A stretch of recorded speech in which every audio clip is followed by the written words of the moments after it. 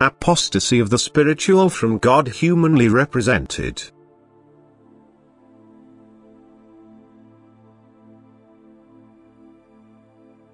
You are children of love, you emerged from my strength of love and are constantly cared for and looked after by my never-ending love. My love for you is boundless and will never let you get lost forever. But my love also gave you free will as a characteristic of perfection, otherwise my love for you would have been limited if it had denied you something which belongs to perfection.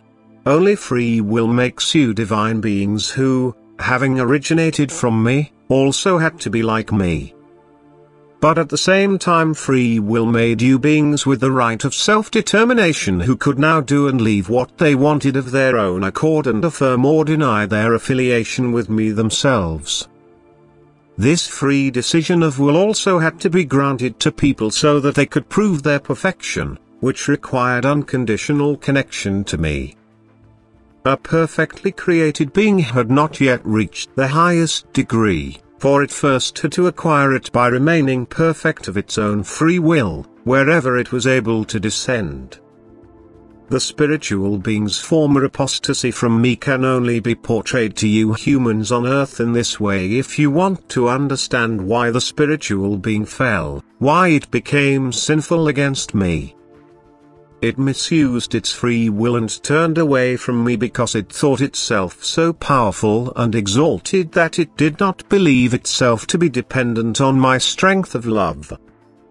It had to be offered the opportunity to decide for a different goal than for me in order to make a free decision of will. And this opposite pole was the first being of light emanating from me, which made use of my strength flowing to it without measure by creating beings without number with my will, because I did not withdraw the strength from it. Its will, however, aimed to increase its own strength against me in order to be independent of me. It did not want to acknowledge me as what I was, as the original source of strength which it drew and which enabled it to create and shape according to its own will. Hence its free will turned away from me, and it also placed this counter will into the spiritual creations which had emerged from my strength through it. Thus you were indeed children of my love, but also children of an evil will which was directed against me. And thus you once separated from me of your own free will without, however, being able to completely separate from me, because I keep you by virtue of my greater than great love, which will also win you back again, which will not let you fall but always lift you up again from the abyss if you strive towards it of your own will.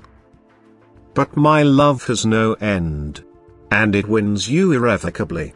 However, you determine the time yourselves, because you have free will. Free will characterizes you as my living creations, as independent beings, and according to this free will you create the respective state for yourselves without being prevented by me. But because I love you and want to win you, I shape your destiny such that you can lift the separation from me if you use your will correctly, that you strive for unity with me and thus also accept your original nature again, that you are my children again in truth who have now decided for me of their own accord and reject my adversary.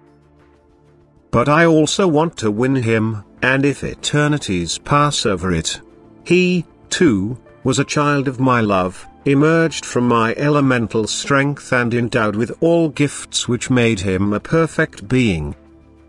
Therefore I will not let him get lost for eternity either. I also caught him and let him feel my love time and again, yet his will is still rigidly turned away from me, and since I also give him free rein, it is still a work of exceedingly great patience and mercy to allow his will the freedom and yet influence him so that he voluntarily surrenders to me. Yet even if it takes eternities, my love will triumph over the one who is still devoid of all love. One day he, too, will recognize my love and long for it, because it alone causes bliss and because no being can separate itself from me forever but ultimately strives for the union which will make it inexpressibly blissful. Amen.